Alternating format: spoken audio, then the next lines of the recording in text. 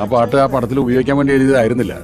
കാര്യം ഞാൻ കമ്പോസിങ്ങിന് വന്നിട്ട് സമയത്ത് കുറെ കച്ചേരികൾ നടന്നു. കൈതപ്പുറം നവനമ്പൂരി ആ സമയത്ത് കുറെ മ്യൂസിക് കച്ചേരികൾ നടത്തുന്ന കാലമാണ്. അപ്പോൾ തിരുമേനിക്ക് വരാമെന്ന് പറഞ്ഞ ദിവസം വരാൻ സാധിച്ചില്ല. അപ്പോൾ ജോൺസൺ 2 ദിവസം പണിയില്ലാതിരുന്നപ്പോൾ ജോൺസൺ ഇറിറ്റേറ്റഡായി. മാഷെ എന്നാൽ ഞാൻ ഒന്ന് പോയി വന്നാലോ എന്ന് ചോദിച്ചു. ഷൊർണൂർ വെച്ചിട്ടാണ്.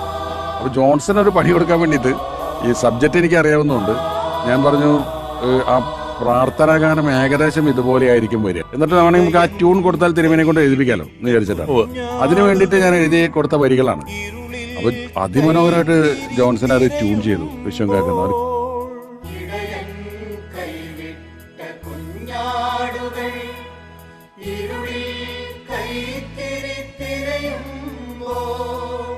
ആരുമില്ലാത്തവർക്കഭയം നൽകും കാരുണ്യമെന്നിൽ ചൊരി